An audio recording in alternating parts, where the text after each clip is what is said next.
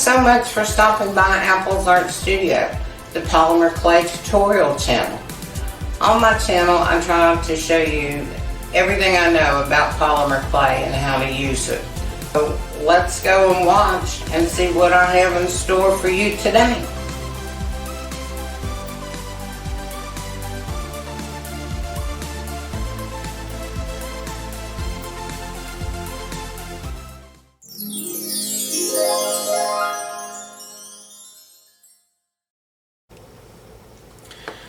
I've already started covering my olive jar because I decided that this just looked like a blurry background to me of a flower garden, like a Renaissance type painting. I don't know where that came from, but that's where my mind went. And I decided to put the bands on and turn this part and put roses, butterflies, and leaves on it, and maybe have them hanging over some of the canes in order to make this a rose garden. So all I did, I cut my canes out and I put them around, and then I took my on my smaller cane benders and rolled over all the seams, and I took the blunt side of my blade and not only straighten my band out before I put it on, or as I put it on, and the bottom, so they're straight, because there'll be another band going down here. I turned these canes upside down compared to these canes. And also, just a friendly reminder to keep everything straight, keep the sides of your canes straight that you're working on, so they'll be the same size all the way around. Let me get this one straightened out there. There's a little bit of hump right there. Okay, so I'm going to take my cane, and I do not have to put anything under my glass in between the glass and the clay, because this is going to make a mechanical bond. Remember, a mechanical bond goes all the way around the object, clay to clay. So you're putting clay against clay, and you're going to end up with clay against clay. So we'll straighten up this side.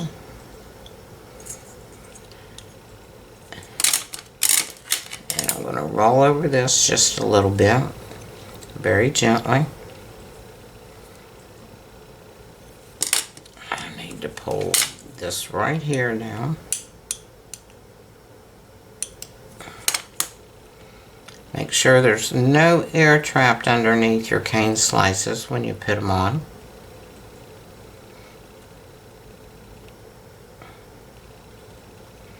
And match them up as best as possible. And if this side don't match, let's turn it over.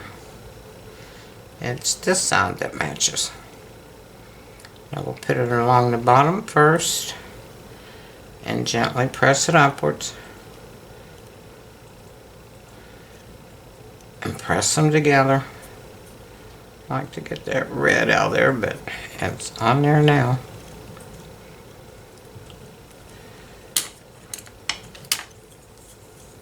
And let's straighten up this one. Now it's not going to take as many slices of cane going around this top part as the bottom part, because the bottom of the jar is wider. So it's going to take a slice or a slice and a half more to cover the bottom than it is the top. And this one matched up right there.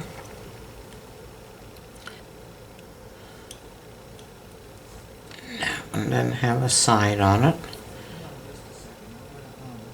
So Did you have system issues yesterday? now let's push the bottom up just a little bit. Because I just have you logging in at 2 o'clock and logging out at 2:50.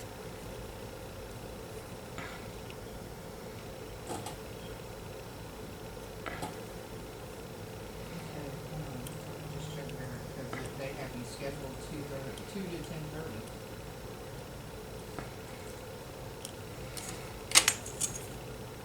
push this end up a little and roll over it so the top of it meets, matches up with the other cane. Push that down, and it looks like there's just one more right here and one's gonna fit.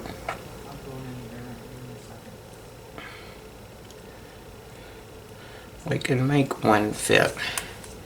Okay, we'll line it up against, this is how you, technical term, squish a cane that's just a fraction too large for its space, into its space.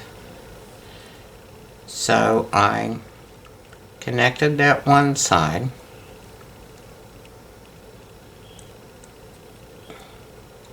And the only thing you really have to be careful is when you connect a side and a side is air pockets underneath it. Because polymer clay is so flexible and durable, you can make it fit into places that you need to without distorting the figure too much.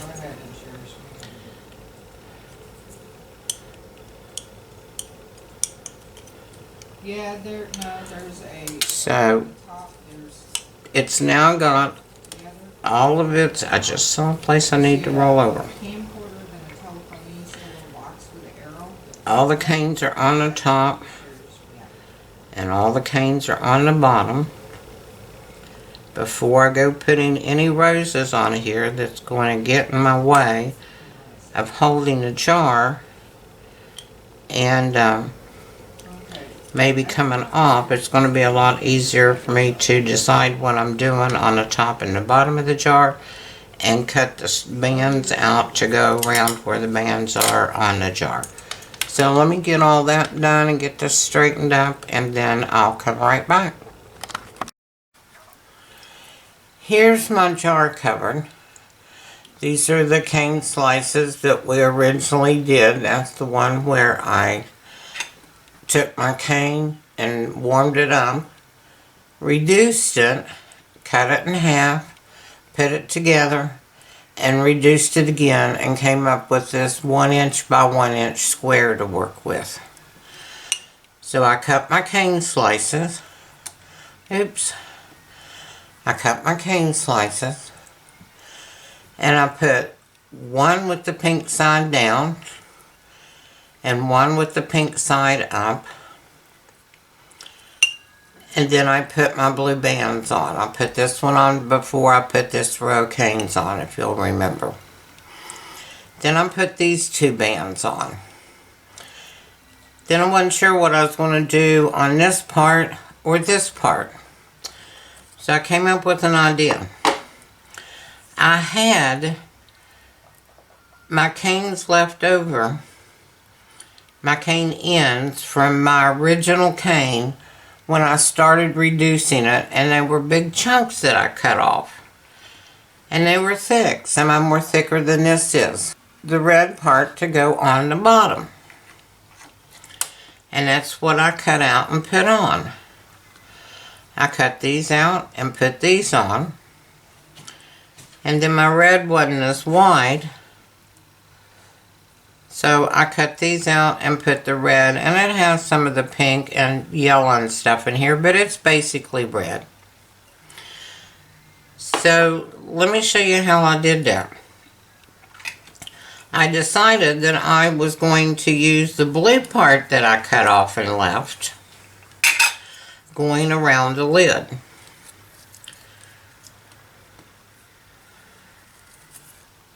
So this is the blue part that I cut off, and this is fairly thick.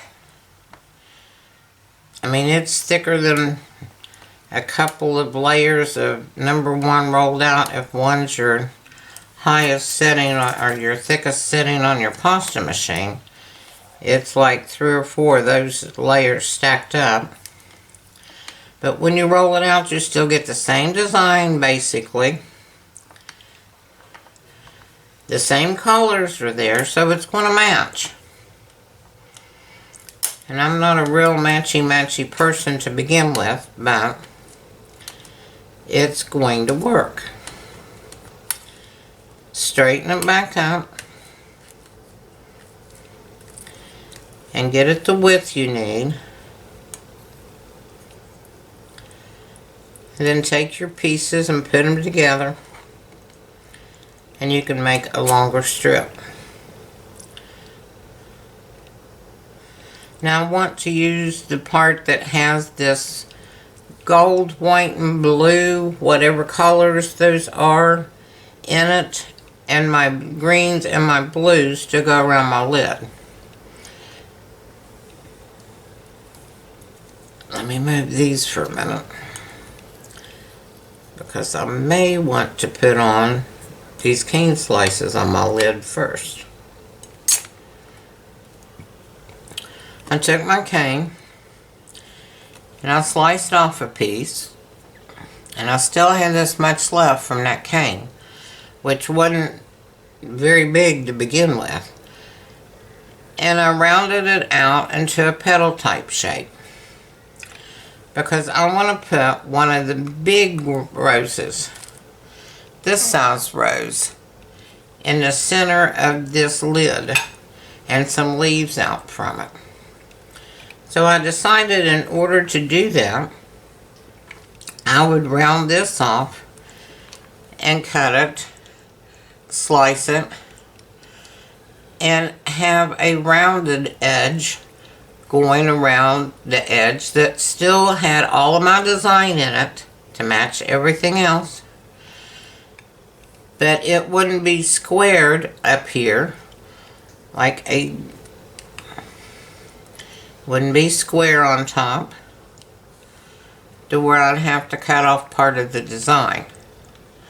I just incorporated it, the entire design, when I pinched it up and rounded it off into a petal shape. So let me cut a few of these and get my liquid clay, and I'll be back and we'll add these to the lid first, and then we're going to put this band going around the outside of it, and I'll need liquid clay for it too. So I'll be right back. Okay, I cut all of my slices of that part of the cane, and I took my rubber tip tool and went around the edges just to sort of make sure they were smooth and flattened out and not squared. I didn't want the ends of them squared, I wanted the ends of them round. And I got my liquid clay, and I'm just going to add some to the top of this. Now you also can use weld-bottomed glue, but since I'm going to be using liquid clay here in a second anyhow, I thought I'd just use the liquid clay for all of this.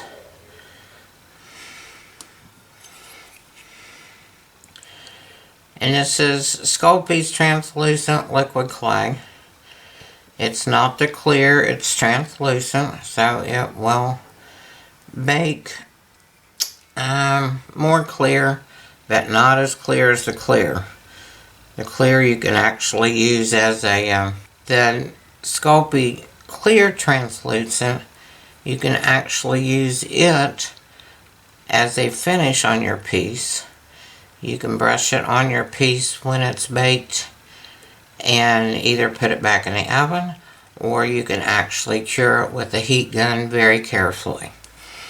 Okay, so my liquid clay, I just have enough on there to where it's going to be sticky and not runny gooey, to where everything's going to fall right to the end of everything, where it's not going to slide off. Let's put it that way.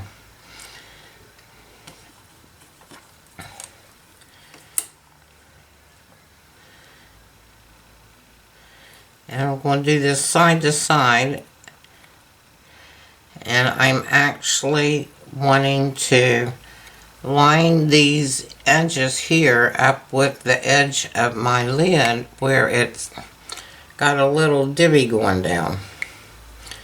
So if I overlap these a little bit, that's okay. Now that side was too square looking, that side was more round looking. Make sure there's no air under these. when you put them down.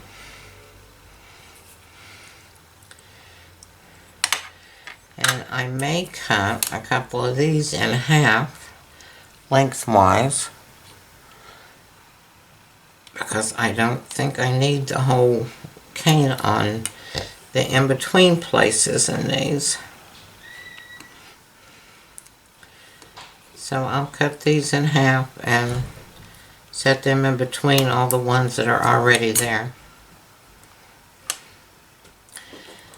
And I think I'm also going to cut off this pink part, at least some of it. Because I don't want it up that high and I really don't need it. And it's not anything you're going to see because there's going to be a big old rose sitting up there. So just cut the pink ends off of all of them.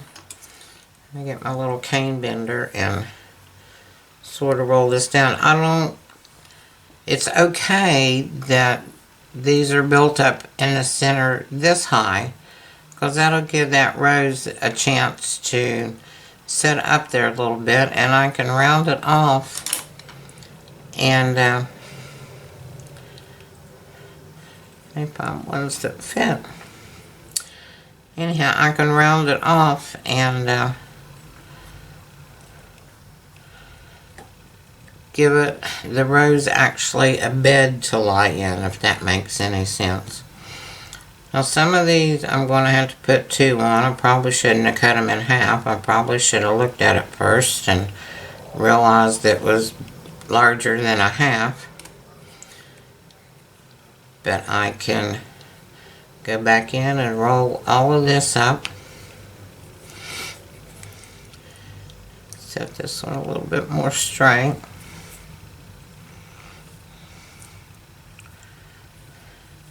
And I'm just trying to give some background here for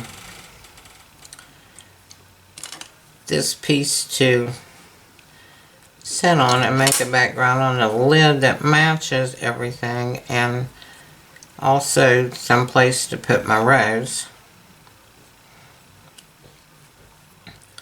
And you know, with polymer clay you can always make things fit. This one needs to be a little bit thinner, I think. And we'll thin this one out some. And we'll thin both of these out. Those were thicker cut pieces of cane, so they'll fit in here better.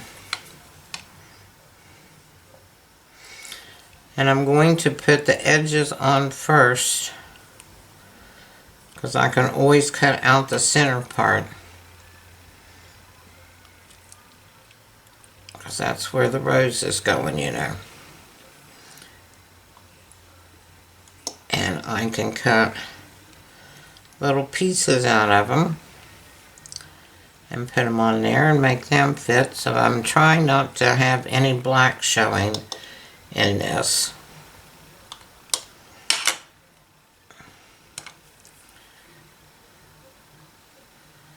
Let me cut this one. So I just have this end, and it can be thinner. I thought I had that thin enough, but evidently not. Let's put that one over here. And these are like petals on a flower. So neither one of these are thin enough.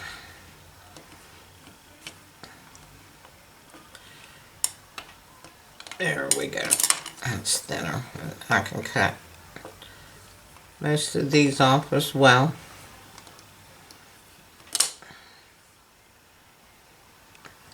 I can cut this one in half now. Put this part up here. And I just want it to look sort of like flower petals hanging off the top of this. Take my cane bender on the inside particularly and squish those all down and together. So I'll have a good base for my rose. And blend these together.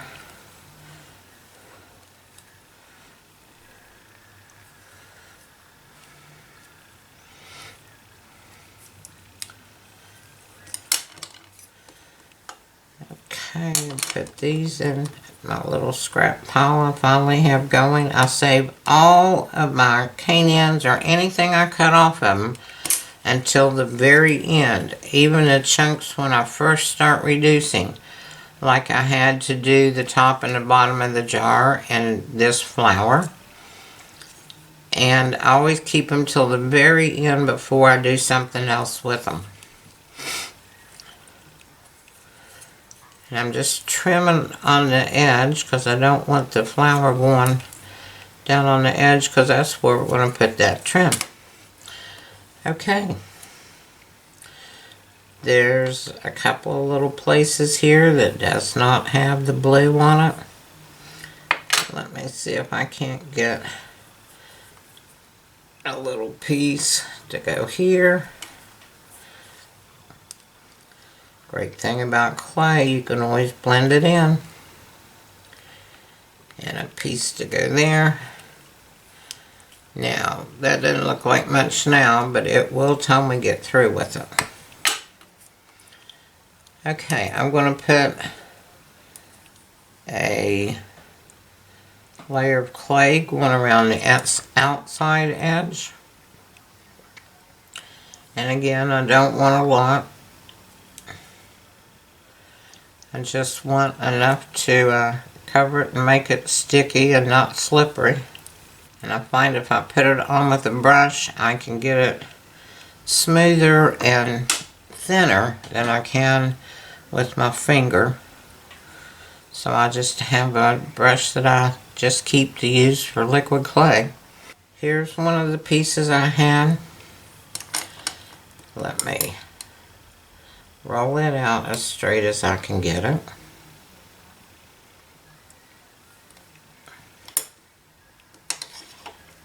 And that's as thin as I want that one.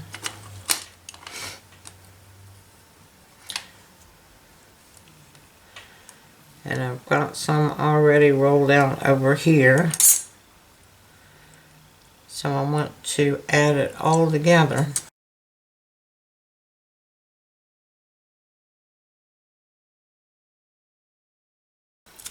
I just took some green clay, and it has to be fairly soft. And this is a leaf silicone mold, and you can get these at tinypandora.com. And when using a silicone mold, and I want small leaves on this, and there's all different sizes, and you don't have to use the entire leaf in your work.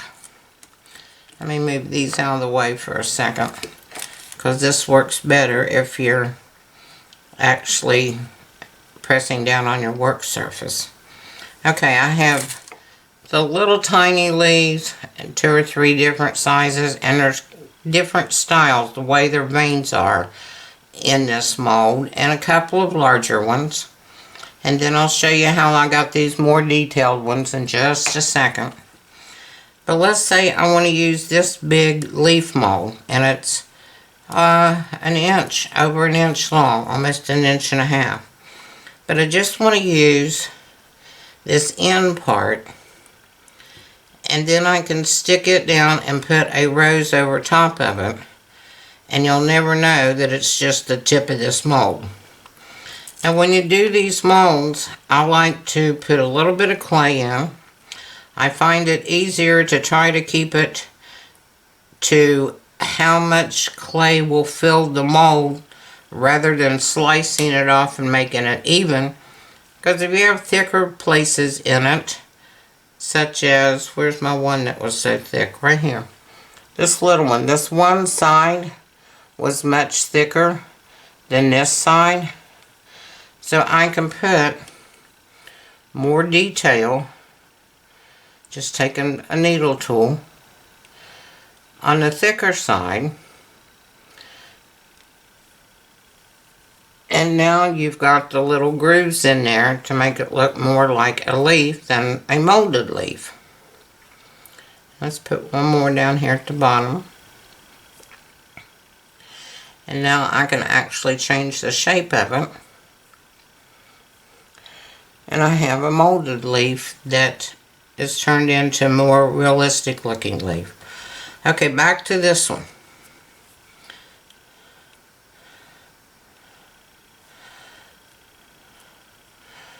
Now I can use this on where I'm going to put one of my larger roses and put the rose right on top of it. And you've got the leaf coming out the bottom without making it so bulky on the back. So with your larger flowers, that may be a good idea. Now on the roses, the same thing. This is a rose mold. You've got 4 different sizes on this one. This also came from tinypandora.com. I just took some pink and red clay that I had laying out, mixed it together. It came up kind of muddy in the beginning. That's where this color came from. It's more of a salmon type color.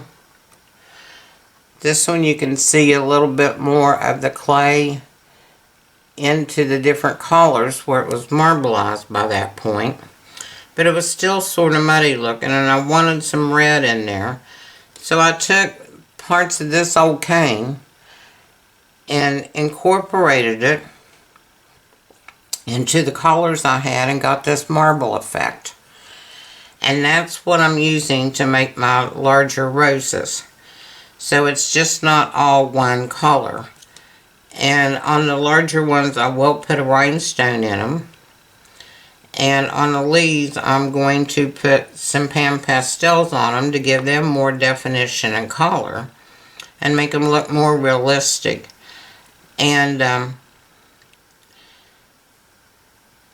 these are the tiny roses. And this is one that has the different colors in there from the marbleized red. This is just the red clay scrunched up and it had some color to it. And you also, let me make a rose real quick. Let me save this leaf. Okay, let me take this clump of clay right here. And I've got all my different colors in there. And I'm going to fold it because I want to make a ball. I'm going to fold it to where my colors actually are on the outside. And I'm going to squish it and make sure there's no air bubbles in it. And I also want to make sure that there's no folds or lines in my clay that I'm going to stick in my mold. Now let me move this out of the way again. And this sized ball will make this second smallest rose. And just press it down in there. Now the rose molds are deeper than a leaf mold, so it's going to take more clay and more pressure for it to get all the way down in there. Okay, so I pressed it. I can take my blade and cut it off smooth with my mold and have a flat back. But what I like to do is take the edges that's sticking over the mold and pull them back towards the center, because it's going to give me a little bit more dimension on the back of my rose to where it will set up just a little bit higher than the rest of them. And maybe I can have it up high enough to where I can put leaves back in them, you know, just tuck the leaves, or maybe some of these smaller roses, and this one would be the one on top. Okay, so here's my rose.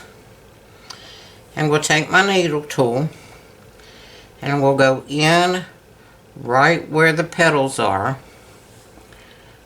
onto the clay and make these little indentions to define the petals.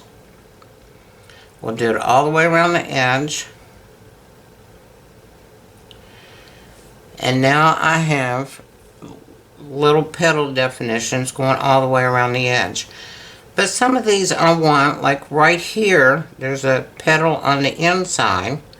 I can go underneath that or in between these two and make my line larger Next I thought, okay, in a flower bed that has roses and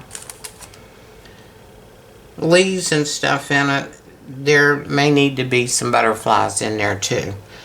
So also this purple clay was laying out on my table, and I only wanted the smallest of the butterflies, which was this one. And I did the same thing. I took my clay where there was more white in it and have more of a marble effect. And it doesn't take that much clay to fill this little mold. And we'll squish it all in.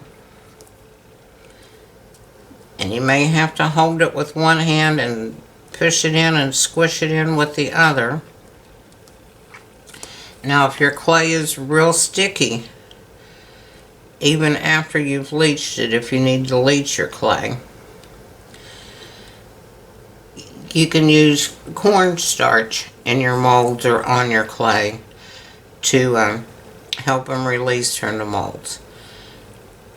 Now that's how you cut it off, is taking a sharper blade right across your mold and you cut it off.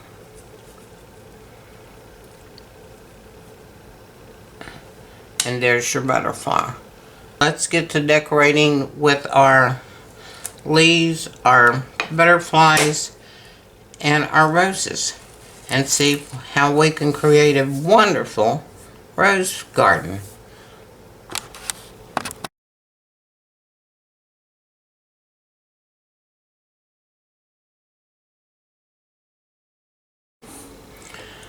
Okay, I finished the jar. I put some butterflies on it. I didn't put any butterflies on the bottom. I just put them on the top two bands. And they have the mica powder on them. And I added some more roses, put mica powder on them and on the leaves on the bottom. So all of this is finished now except for putting the rhinestones in the roses. And we might put a rhinestone in the butterfly as well. So our lid's finished and it's ready for rhinestones. And I have chose this rhinestone to put in there. It's a multifaceted one that picks up all sorts of different colors.